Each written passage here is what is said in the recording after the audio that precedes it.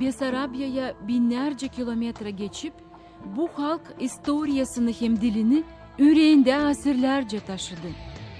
Analar evlatlarını, uşaklar kardeşlerini kaybetti bu göçte. Ama umutlarını hem namuslarını kaybetmediler. Cennet vatanlarına mezar taşları gibi kudretli çınar ağacı gibi kök saldılar.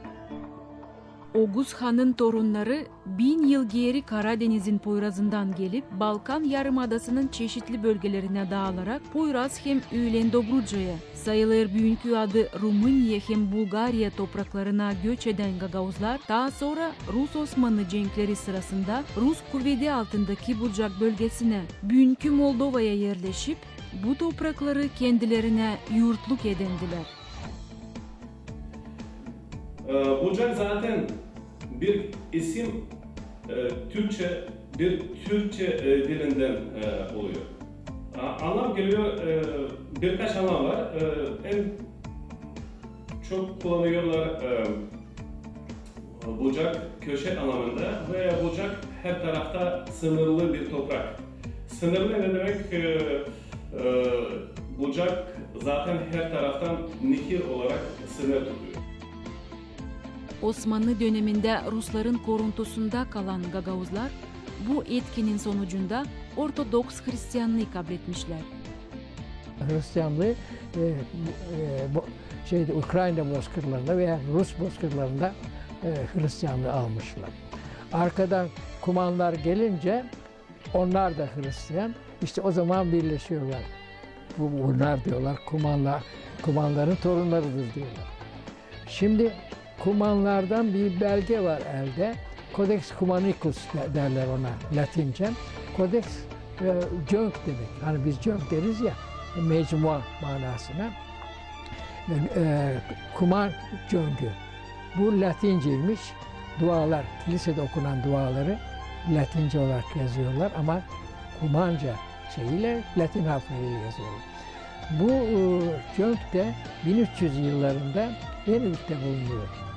Venedik'ten ondan sonra bu Hristiyanlık duası ve çok eski olduğu için bunu şeye veriyorlar, Roma'daki Vatikan kütüphanesine veriyorlar.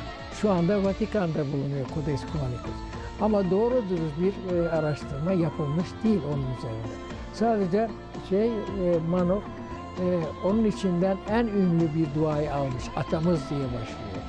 Bunlar atamız diye Hazreti İsa'ya ata diyorlar. Ama Allah'a da inanıyorlar, Tanrı'ya da inanıyorlar. Tanrı'nın göklerde bir tahta oturduğunu zannediyorlar. Gagauzların historiasını araştıran Rus etnografı, Türkolog Valentin Maşkov, yazar Gagauzlar 1800. yılların çeketmesinde Dobruca'dan göç etmeye başlamışlar da 3 ayrı bölgede 30'ar yerleşim yeri kurmuşlar. Buna göre onlar Bender sancağında 15, İzmail hem Kagul sancağında 10'ar, Akkerman sancağında da 5 köy kurmuşlar. 87. yılda 1791. yıla olmuş Ruslan hem de Türkler arasında cenk. Ve o vakitte bizim köylüler gelmişler buraya, Buca'ya. 1787. yıldan 1791. yıla 40 ayla gelmişler buraya. Çavuş köyünden, Bulgaristan'dan. Açan 1806-1812 yıllarda yeni gelen Gagauzlar çekettiler toplanma Bucak'ta. Onlar buldular burada Gagauzları, Angıları gelmişler Bucak'a 17. 18. asırlarda. Onlara denilerdi Yeski Bulgar, Yeski Gagauz. Bugünkü köylerin adlarını koydular Yeski Gagauzlar. O köylerin adları bugün de kullanılır. Hem Gagauzlar 200 yıldan beri bugüne kadar korudular türlü toponimleri. İşte bu gelenek Türk isimleri, hidronimleri kullanmak neden oldu?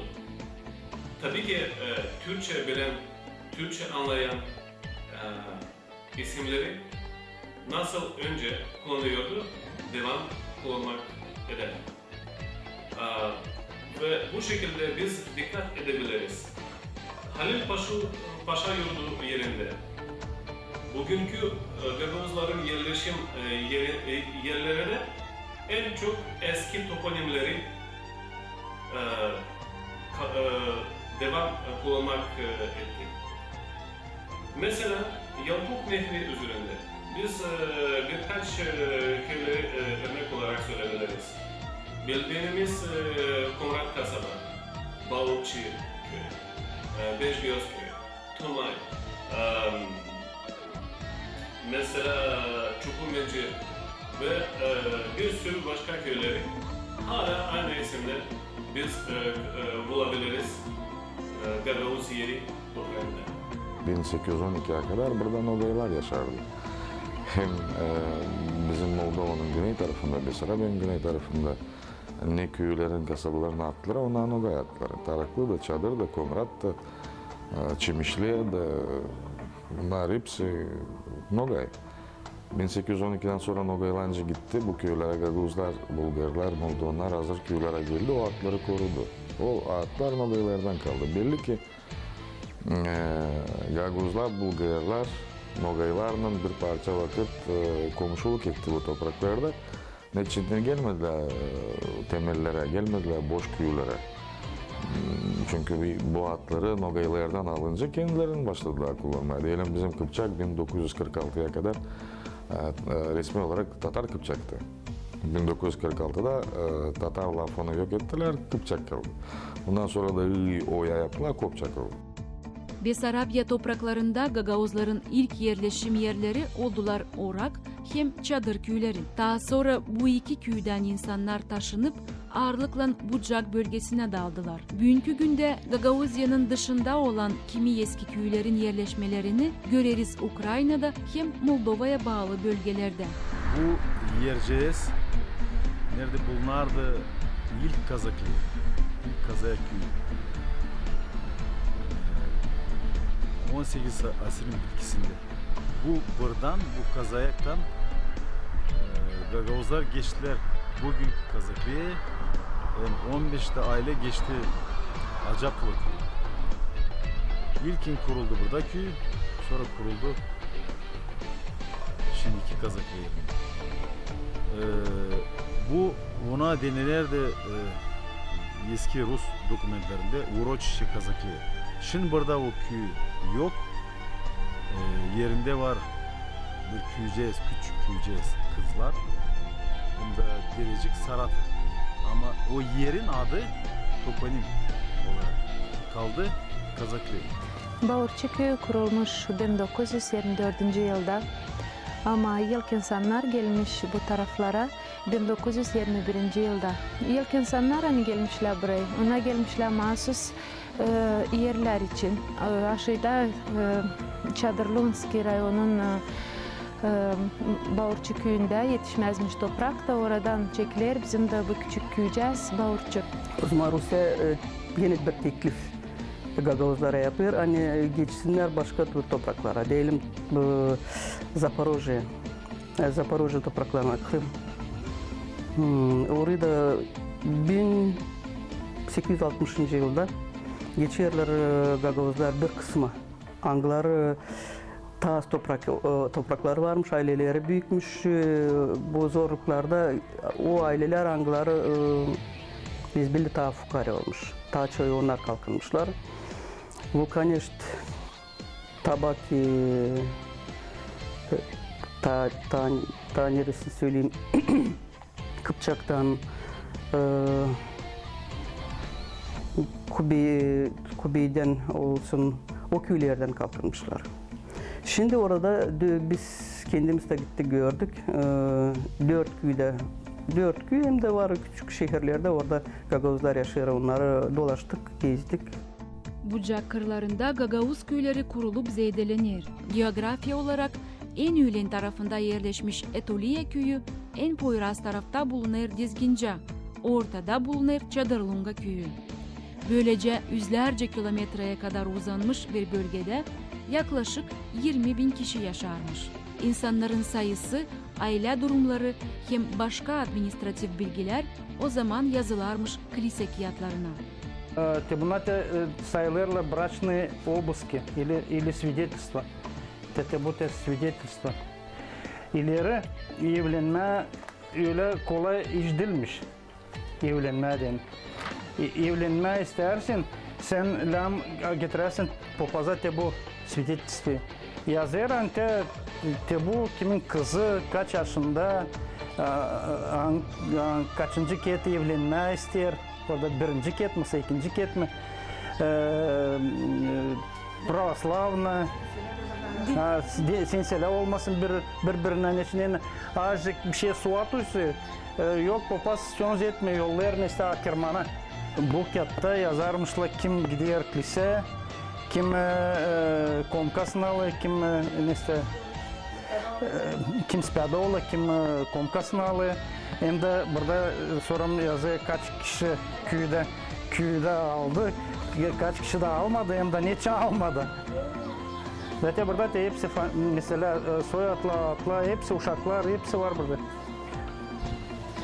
Açan araştırıyorum ki bizim fidanları bütün ta 1738 yıldan bugünkü güne kadar ben de bu kağıtlardan nereden sonra arşivden mesela Kışno'dan aldım.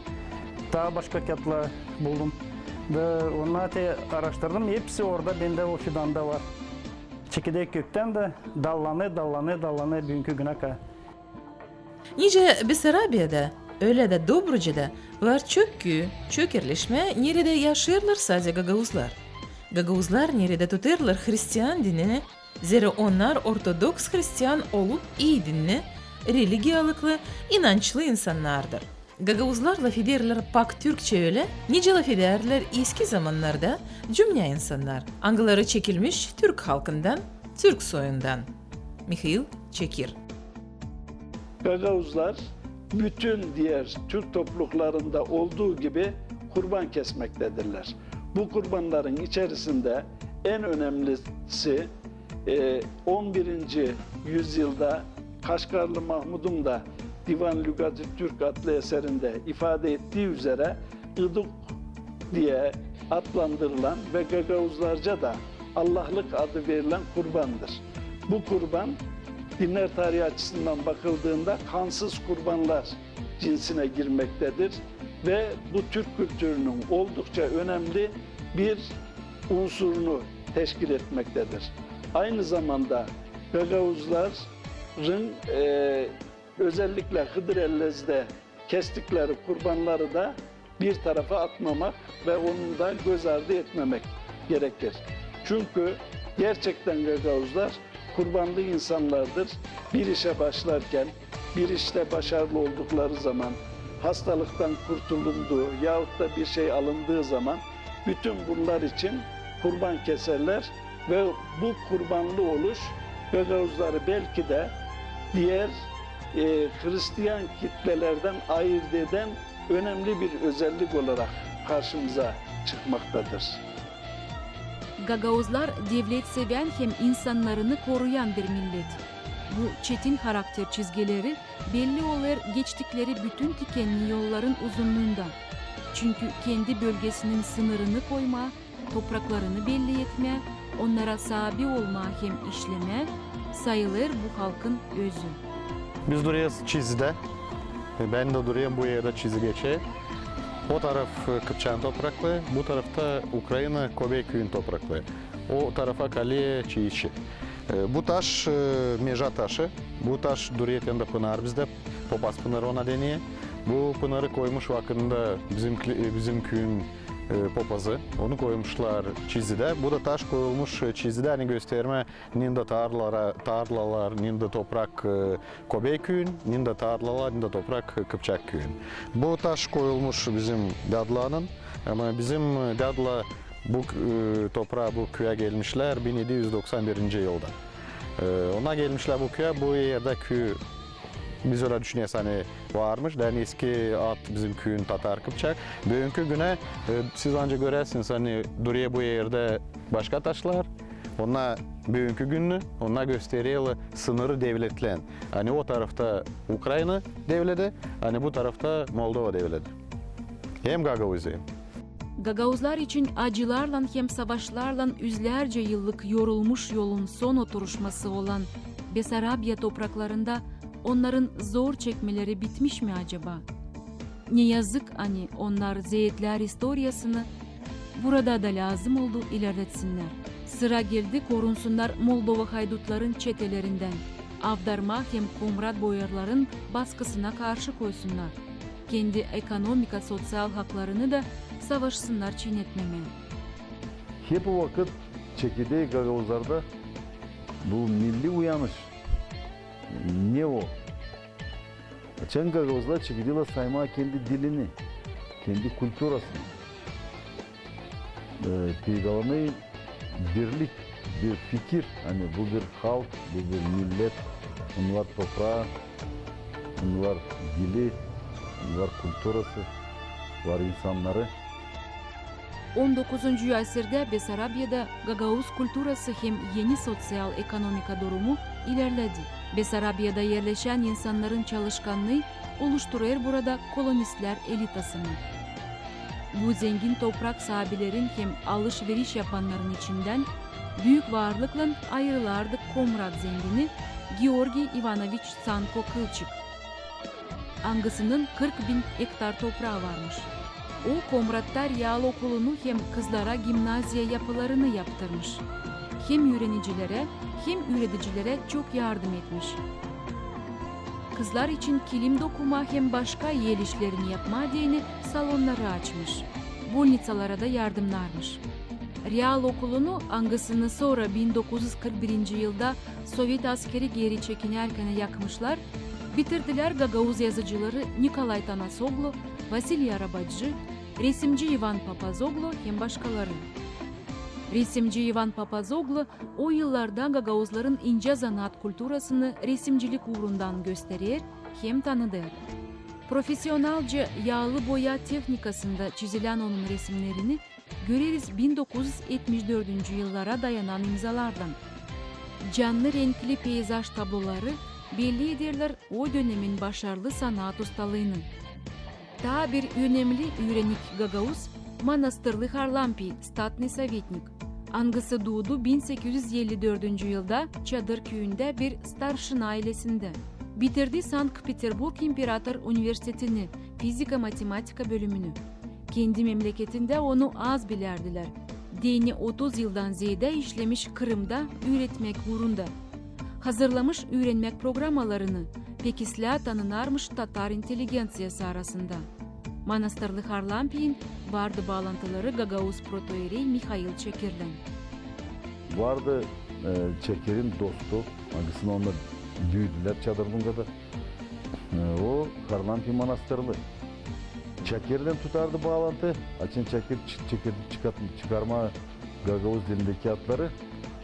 O nice bir büyük adam, Statski Sovetnik yazdı Mikhail Çekir'e kendi fikirlerini, onun kağıtlarını.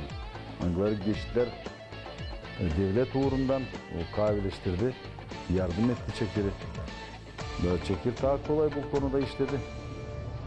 Gagauzlar pay almışlar 1904-1905. yıllarda geçen Rus-Japon cenginde de.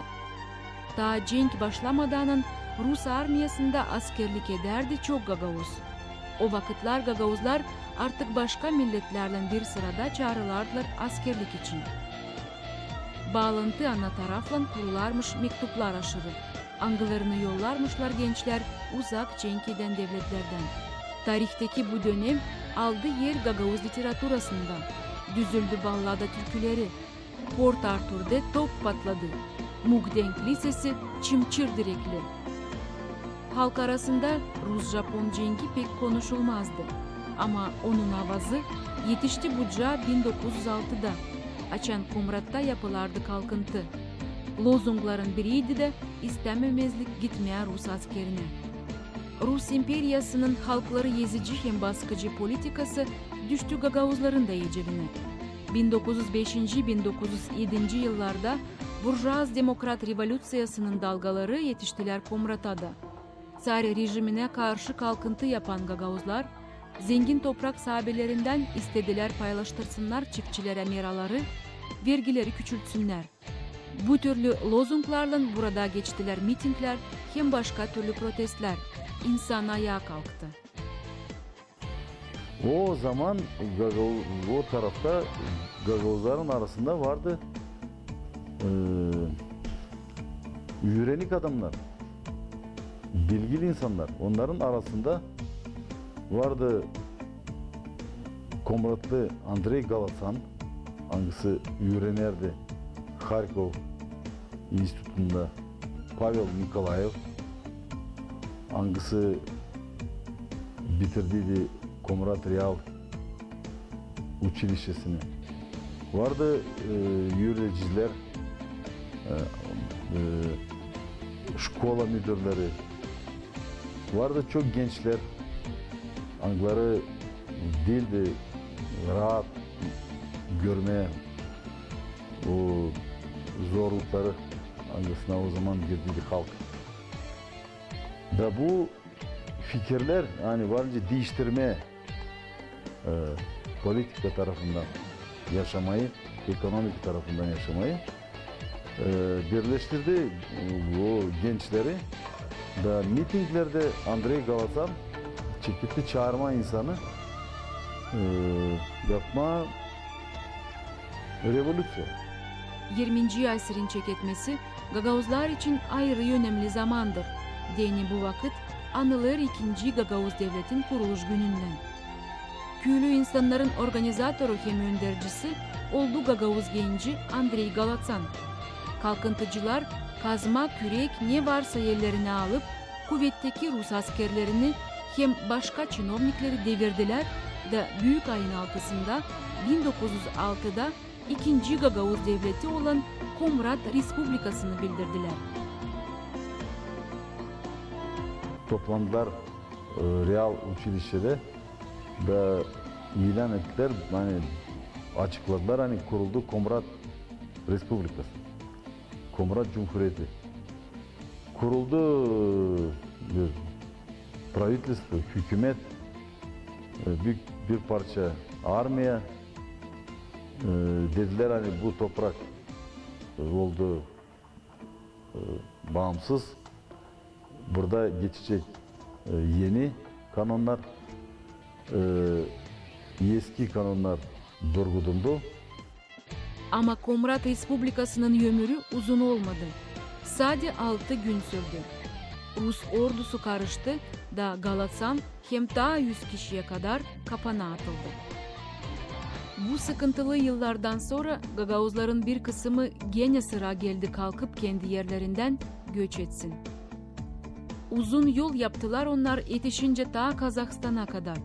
Nerede Turgay bölgesinde yerleştiler. Burada gurbetlikte Gagavuzlar hasretlenerek evlerini hem topraklarını bıraktıkları için sonsuz yoksuzlukta bulunarak başladılar umutla beklemeye Rusya'dan iyi haberleri. Rusya kaynardı. Küylü halk hazırdı kalkıntı yapma. Oktyabr Revolüsyası Gagavuzlar için de bir umuttu.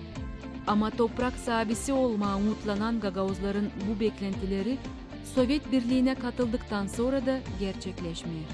1917 yıldan sonra Besarabyalı Gagavuzları başka sürprizler beklerdi. Revolüsyayı bir kolaylık gibi kullanan Rumınya Krallığı, Büyük Rumınya kurma dini 1918'de Besarabya'yı kaplayıp topraklarına kattı. Ama Sovyet Birliği Büyük Rumanya'yı tanımadı. 1914-1918 yıllarda 1. Dünya Cengi sırasında hem fronta hem türlü zor işleri yaptırma niyetinden Rus armiyasına çağrılarmış binlerce kişi Gagavuz köylerinden. Acımasız cenk yılları karıştırmış bölgedeki normal yaşamayı. Ekonomika aşağılamış, çiftçilik durmuş. En büyük bela da oymuş, hani köylerde, ailelerde adam kuvveti kalmamış. 1917 yılın başlantısında artık askere çağrılmıştı 15.000 Gagavuz. Kaç kişi katıldı bu cenge tam bilinmiyor. Ama belli, hani gidenler olmuş may hepsi köylerden. Kimileri ölmüş, kimileri sakat dönmüş bu cenkten, kimilerine sonra kahramanlık ordenleri verilmiş. Moldova'nın milli arşivlerinde koruner protokoller, başvurular angılarına göre askere alardılar. Hem cenkten sonra ölmüşlerin çiftlerine, ailelerine hem başka durumda bulunan insanlara da belli bir pensiya kurulardı. Bilinir 1918-1921 yılların kahramanı anılmış Grigoriy Kotovskiy hem Gagauzlardan birkaç aktivist yazmışlar bir mektup Lenin'e. Teklif ederek Besarabya'daki Gagauzlara hem Bulgarlara vermeye avtonomiya statusunu. 1924'te Gagauzlar pay aldılar Rumun kuvvetlerine karşı Tatar Bunar kalkıntısında. Tatar Bunar kalkıntısı. Hani bütün Rusya imparatorlarına belli oldu. Bütün dünya. O zaman kıyıldı çok insan. Onu öyle büyük baskıda onu kapattılar. Böyle yani zorlattılar. İnsanı hepsini kimin vardı ilişkisi hepsini kapattılar. Kimi öldürdüler, kim bulunmadı. Kalkıntı yapanlar arasında Moldovanlar, Bulgarlar, Ukraynalılar, Ruslar, Gagauzlar. Onlar isterdiler kurulsun Moldavya Sovet Respublikası. Ama bu kalkıntıyı Rumınya silahlı askerini getirip bastırır. Hep 1924'te kuruldu Moldovan Avtonom Sovet Sosyalist Respublikası. Nereye girdi bugünkü Transnistria bölgesi, Ukrayna'dan birkaç köy hem kasaba. Gagauzlar kaldılar Rumınya'da Besarabya topraklarında. Rumınya'da Gagauzların yaşaması kolay değilmiş. Her yerde lazımmış laf etmeye devlet dilinde, Rumınca. Ana dilinde sokakta hem okulda laf etmeye yakışmarmış. Gagauzca serbestmiş sade evlerde. Kim bu kanuna karşı gidermiş, onlara ağır ceza verilermiş. Rum zamanında zor geçirdik. Onda Strovuydu. Ben işte 3 yaşında Yedem'e giderdim. Çorbacıya bizim mahallede vardı bir çorbacı 10 hektar toprağı vardı. Doğumda ben 7 yaşına çekildim Yedem'e. Rumun demek ki devleti bizi saymazdı, hem de Rumun jandarmaları bizim insanı zeyitlerdi. Biz şimdi çıraktık o zamanlara. Halk duymaz ki insanı var o halktı. Biz zeyit çektik belli taraflarda her bir etapta kendi historiyamızda. Biz yaşadık Osmanlı Devleti'nin içinde de, Bulgar Devleti'nin içinde de, Rusya Devleti, Rumınya Devleti'nin içinde de her kere vardı, beyaz sayfalardı, vardı kara sayfalardı. Onun için söyleme yani hepsi prosto, hepsi sede prosto yok önce. Ama Daduyan'la göre zorluklar çekildi. Rumınya Krallığında Gagauzlara nice de başka millet azınlıklarına asimilyasiya yapılmaya başlamış. Bu baskıdan hem zor ekonomika durumundan kurtulma diyeni Gagauzların bir payı Uzbekistan, Taşkent yolunu tutmuş. Bir payı da Rumınya hem Brezilya arasında bir anlaşmaya dayanarak deniz yolundan göç ederler Brezilya'ya hem Arjantina'ya. Daha yerleşirler orada. İlk vakitlarda pek zormuş. Yaparmışlar ağır işleri, kofe plantasyalarında, dağlarda ağaç kesermişler, kütük çıkararmışlar. Bir payı dayanamayıp dönmüş geri Besarabya'ya. Ama çoyu kalmış yeni vatanında. Bugün de San Paulo kasabasında yaşayan Gagauzlar var.